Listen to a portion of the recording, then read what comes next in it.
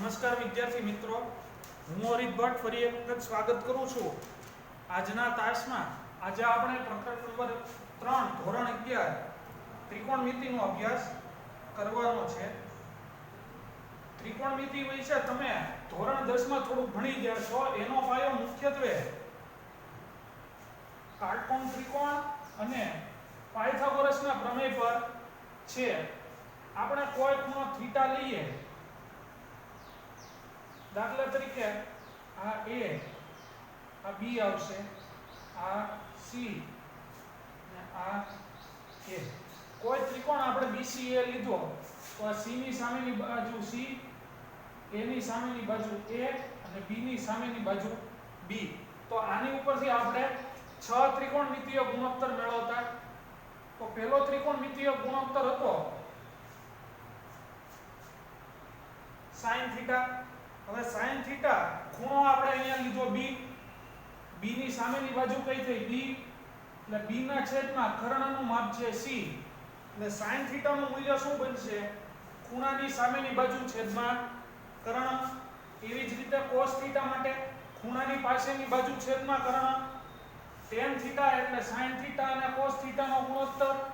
પછી આવે છે cot થીટા, એ cos થીટા અને sin થીટા નો ગુણોત્તર. પછી ત્રીજું, ચોથું, પાંચમું sec થીટા. sec થીટા એટલે તો કે 1 ના છેદમાં cos થીટા. હવે cos થીટા નું સૂત્ર શું? તો કે ખૂણાની પાસેની બાજુ છેદમાં કર્ણ.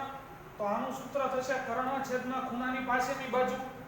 અને છેલ્લું cosec થીટા, જેને CSC થીટા પણ તરીકે ઓળખવામાં પણ આવે છે, એ છે કર્ણના છેદમાં ખૂણાની સામેની બાજુ. એટલે કે આ sin થીટા નો વ્યસ્ત એટલે cosec થીટા, sec થીટા એટલે cos થીટા નો વ્યસ્ત, અને આ બંને એકબીજાના વ્યસ્ત વિધેય છે tan થીટા અને cot થીટા. ત્યાર પછી આ સૂત્ર ભણવાના આવતા વ્યસ્ત વિધેયો.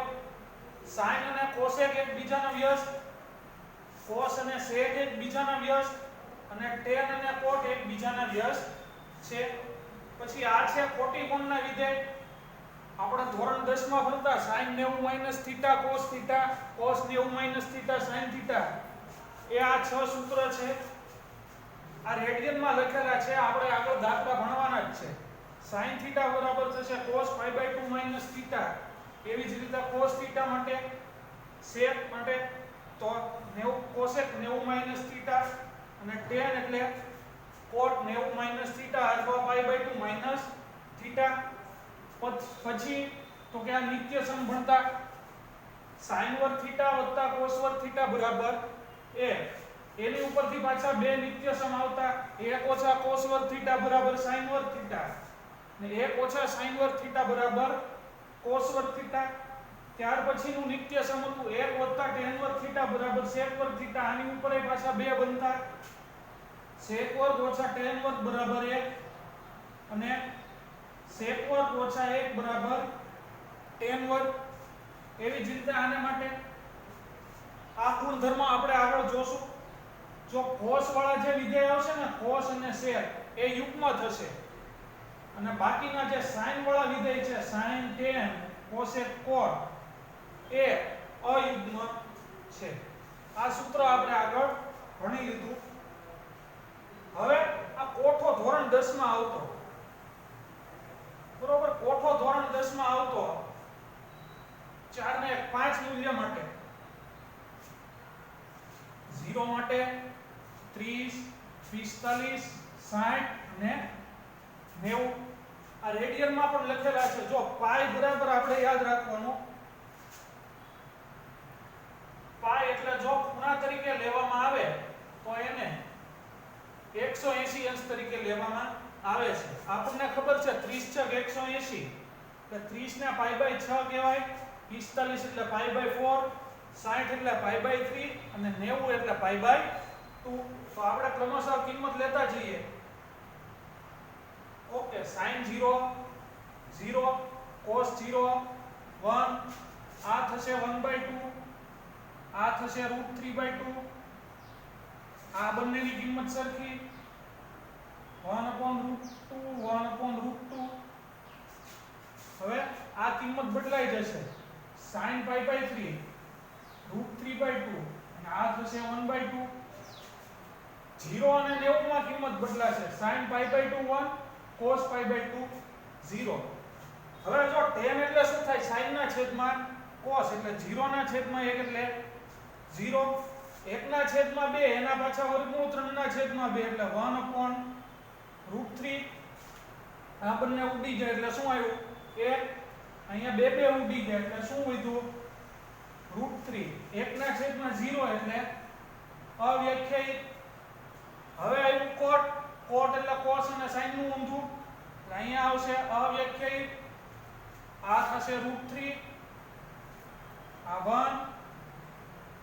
આ થશે 1/√3. આ થઈ ગયું 0. sec એટલે cos નું ઊંધું sec 0 1.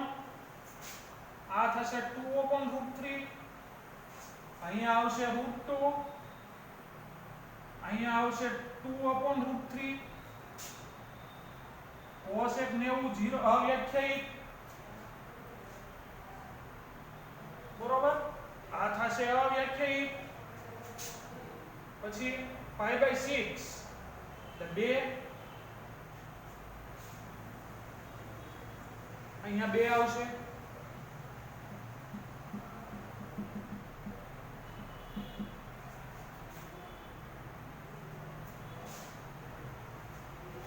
આ થશે √2.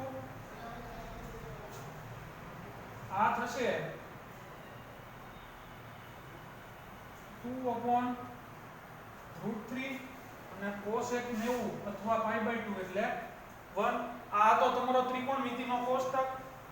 હવે મુખ્યત્વે આપણે બે માં ભણવાના છે, અંશ માપ અને બીજું છે રેડિયન માપ.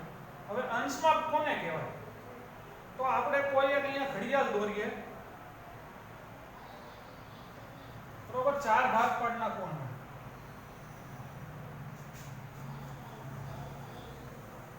આ 4 સરખા ભાગ પડ્યા. આપણે આને ઘડિયાળ તરીકે કલ્પી લઈ તો અહીંયા આવશે 12, 3, 6 અને 9. આની વચ્ચે આવશે 1 અને 2, 4 અને 5, 7 અને 8, 10 અને 11. બરાબર. આ કોઈ ઘડિયાળ છે એવું ધારી લે. હવે શું કીધું? તો કે પ્રારંભિક બાજુથી અંત્ય બાજુ સુધીનું એક પરિભ્રમણ 1/360 ના ભાગનું હોય. એટલે અહીંયા શું યાદ રાખવાનું? આખી ઘડિયાળ જ્યારે પરિભ્રમણ પૂરું કરે ત્યારે 360 અંશનો ખૂણો બને. બરોબર. એટલે આને જે છે 12, આ આપણું શું થશે? પ્રારંભ બિંદુ. બરોબર. પ્રારંભ બિંદુ થયું. પછી શું કીધું? બાજુથી અંત્ય બિંદુ સુધીનું પરિભ્રમણ. દાખલા તરીકે ઘડિયાળ છે એ 12 થી 2 સુધીનું પરિભ્રમણ કરે છે. માં ભાગનું હોય 1/360 માં ભાગનું એક પરિભ્રમણ પૂરું કરે ત્યારે તો બનતો ખૂણાનું માપ 1 અંશ માપ હોય, અથવા એને 1 ડિગ્રી એમ લખાય. 1 અંશનો 60મો ભાગ એટલે 1 મિનિટ. તેને 1 ની ઉપર ડેશ લખવામાં આવે છે અને 1 મિનિટનો 60મો ભાગ એટલે 1 સેકન્ડ તરીકે ઓળખવામાં આવે છે. એટલે યાદ રાખવાનું 1 ડિગ્રી બરાબર 60 મિનિટ અને 1 મિનિટ બરાબર 60 સેકન્ડ. ત્યાર પછી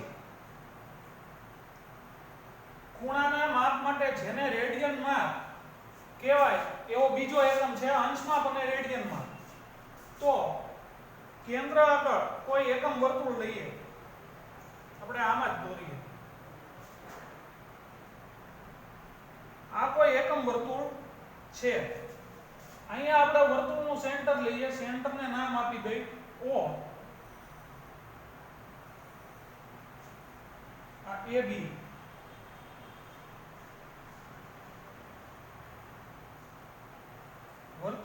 કેન્દ્ર O, આ બે ત્રિજ્યા,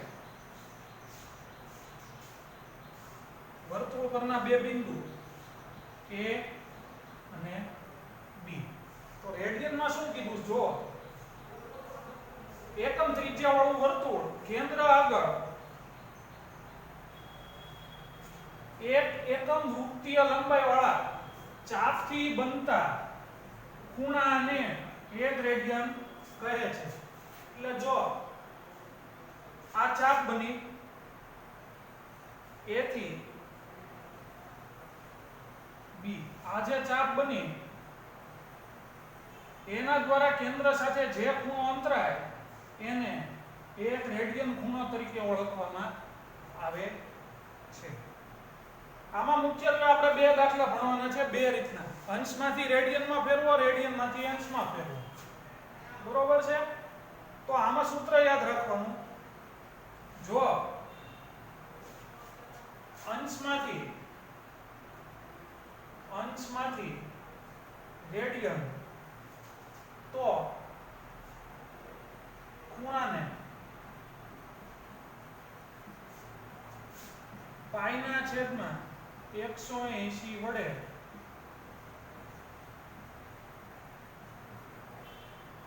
ગુણાકાર કરવાનો. કોના વડે?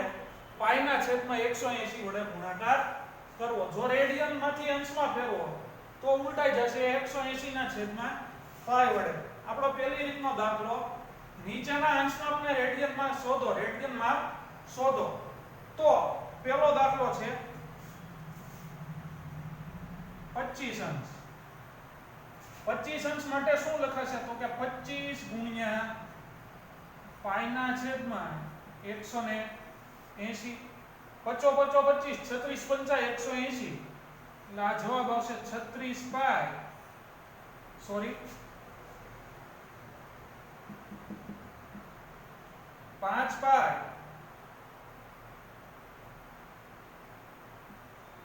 છેદમાં 36 રેડિયન. બરોબર? 5 પાઈ છેદમાં 36 રેડિયન. ત્યાર પછીનો બીજો એક્ઝામ્પલ છે -47 ડિગ્રી 30 મિનિટ. માઇનસમાં આપેલું છે 47 ડિગ્રી 30 મિનિટ. હવે પહેલા તો જો આ -47 ડિગ્રી એમ.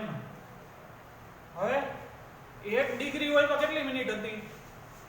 1 અંશ હોય ત્યારે કેટલી મિનિટ થાય? 60. બરોબર છે? તો 30 મિનિટ હોય ત્યારે કેટલા ડિગ્રી? આ ત્રિરાશી ઊંધી મુકાઈ ગઈ એટલે તો કે 30 મિનિટ માટે ડિગ્રી મળશે 1/2 અંશ. તો આને આમ લખાશે પ્લસ, એટલે માઈનસ છે એટલે આપણે માઈનસ જ લેશું. 1/2 અંશ. એટલે આને આમ પણ લખાશે -47.5 ડિગ્રી. હવે આને રેડિયનમાં ફેરવવું છે તો પાઈના છેદમાં 180. આને આમ પણ લખું 475/10 ગુણ્યા પાઈના છેદમાં 180. બરોબર છે? હવે આનો ભાગાકાર કરવાનો. આનો ભાગાકાર 5 સાથે કરું તો 475 ભાગ્યા 5 એટલે 95 -95 છેદમાં 10 ગુણ્યા પાઈના છેદમાં 36. હજી 5 સાથે હાલ છે 19 પંચા 95, 19 પાઈ છેદમાં 5 દુ 10, 36 દુ 72. એટલે આનું રેડિયનમાં પાયું -19 પાઈના છેદમાં 72. હવે ત્રીજો દાખલો 240.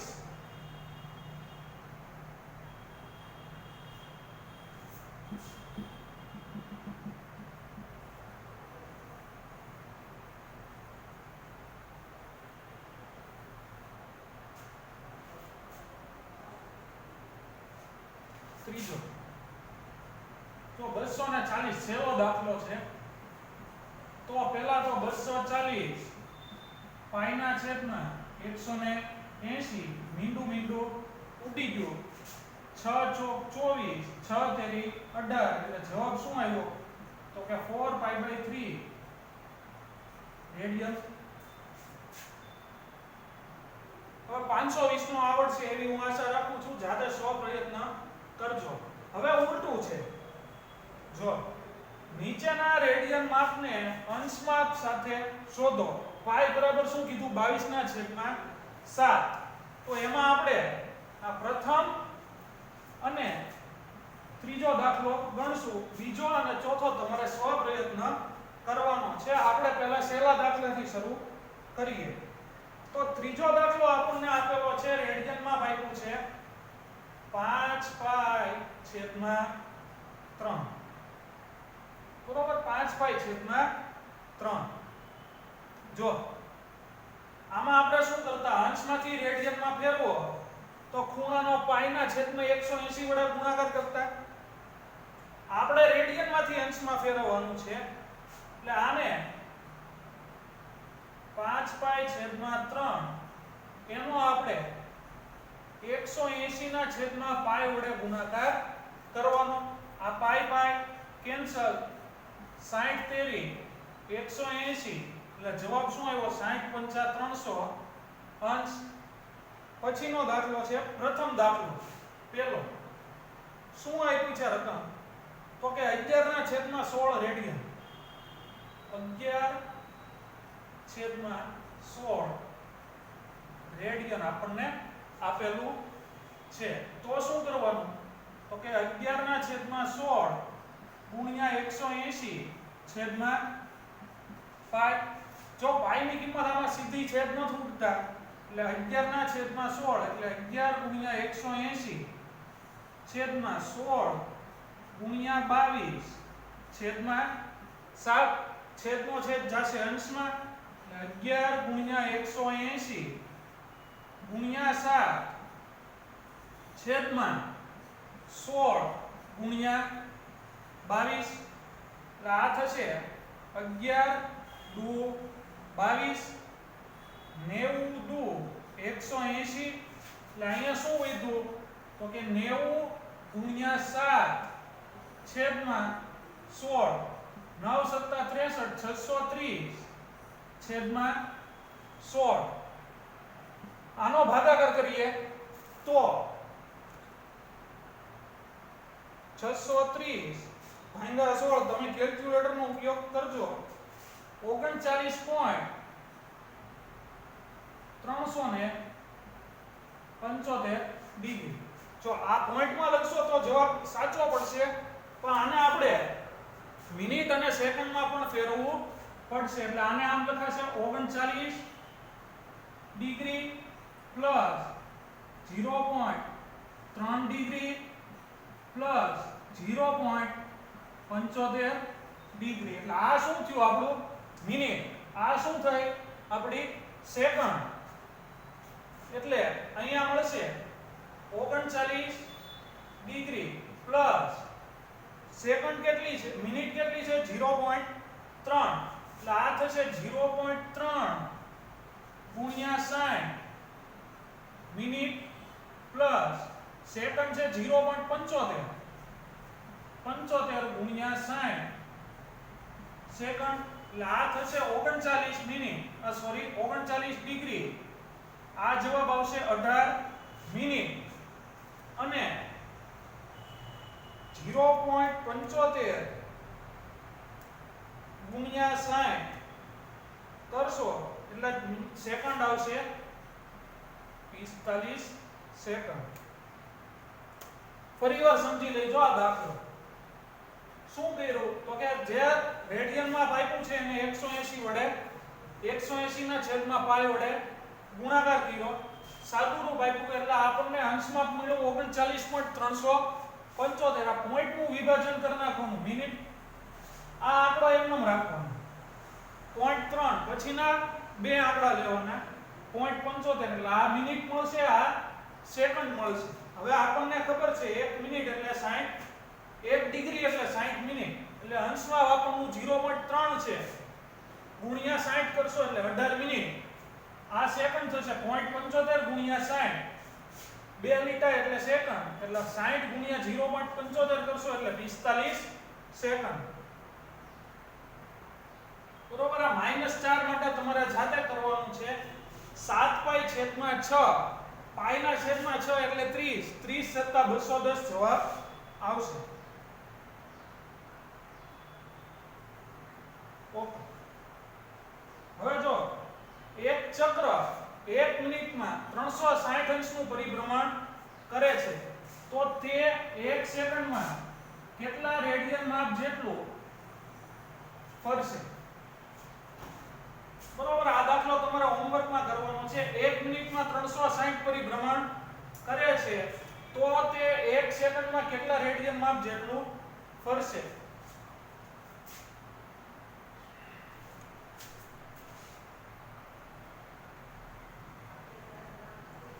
જો રકમમાં આપણને એમ કીધું છે એક ચક્ર 1 મિનિટમાં 360 પરિભ્રમણ કરે છે તો 1 સેકન્ડમાં કેટલા રેડિયન માપ ફરશે એટલે પહેલા તો 1 મિનિટમાં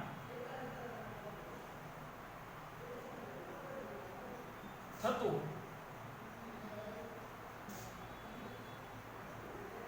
પરિભ્રમણ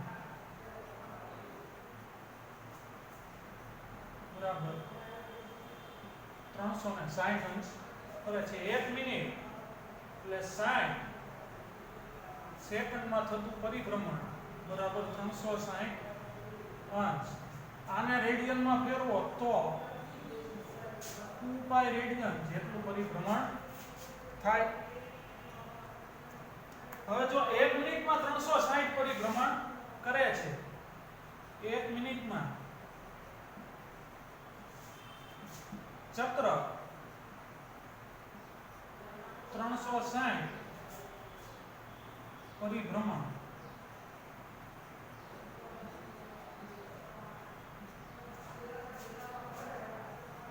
કરે છે બરોબર 360 પરિભ્રમણ કરે તો 1 સેકન્ડમાં થતા પરિભ્રમણ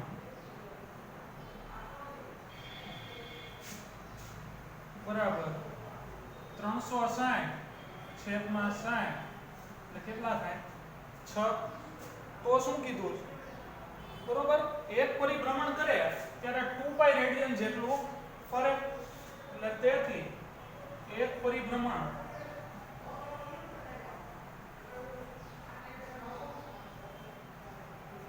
વખતે 2 પાઈ રેડિયન ફરે છે 2 પાઈ રેડિયન ફરે છે તો 6 પરિભ્રમણ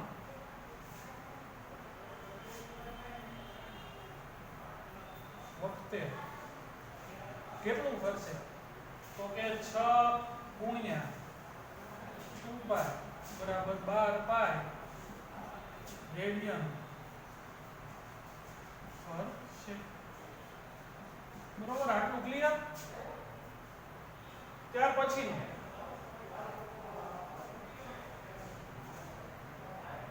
100 સેમી ત્રિજ્યા આપી છે બરોબર r બરાબર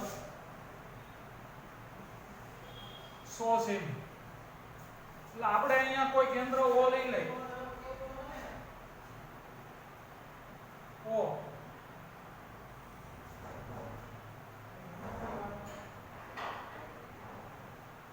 વર્તુળ પરના બે બિંદુ A B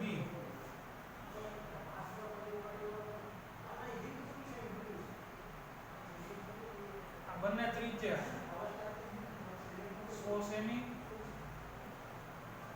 100 સેમી પછી શું કીધું ચાપની લંબાઈ 22 સેમી હોય એટલે L બરાબર 22 સેમી એટલે આપણને AB ની લંબાઈ આપી દીધી છે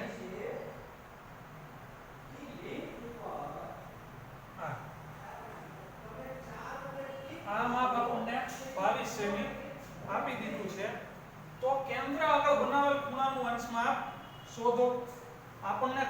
ધોરણ 10 માં આવતું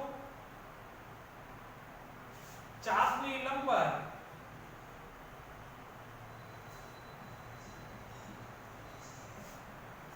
બરાબર પાઈ આર થીટા છેદમાં 180. હવે આપણે ક્રમશઃ કિંમત મૂકીએ. ચાપની લંબાઈ આપી છે 22, પાઈની કિંમત કીધી છે 22/7, ત્રિજ્યા છે 100 સેમી, થીટા શોધવાનો છે આ 180. એટલે તેથી થીટા બરાબર શું થશે તો 22 ગુણ્યા 7 ગુણ્યા 180 છેદમાં 100 ગુણ્યા 22. 22 ઉડી ગયા, મીંડું ઉડી ગયું, શું વધ્યું તો થીટા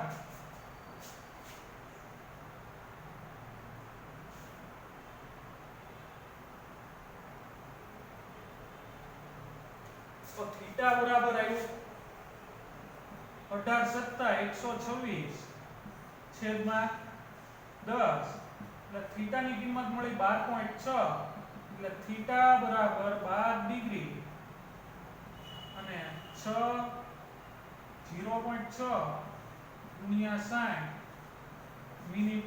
એટલે આ શું મળ્યું 12 ડિગ્રી અને 36 મિનિટ. એટલે આની ઉપરથી તારણ શું નીકળ્યું તો કે 100 સેમી ત્રિજ્યા હોય, ચાપની લંબાઈ 12 સેમી હોય તો કેન્દ્ર આગળ 12 અંશ અને 36 મિનિટનો ખૂણો આતરશે. આ હતો તમારો પ્રથમ સ્વાધ્યાય આધારિત દાખલાઓ. કાલે હવે જ્યારે આપણે ભેગા થશું ત્યારે એકમ વર્તુળ અને કેટલાક ચરણ વગેરેનો અભ્યાસ કરવાનો છે. હું આશા રાખું છું કે તમને આ દાખલા સમજાણા હશે. જો ન સમજાણો હોય તો ફરીને ફરી પુનરાવર્તન કરશો એવી મારી આશા. મારી ચેનલ લાઈક કરશો, શેર કરશો અને સબસ્ક્રાઇબ કરશો એવી મારી વિનંતી. અસ્તુ. જય હિન્દ, જય ભારત.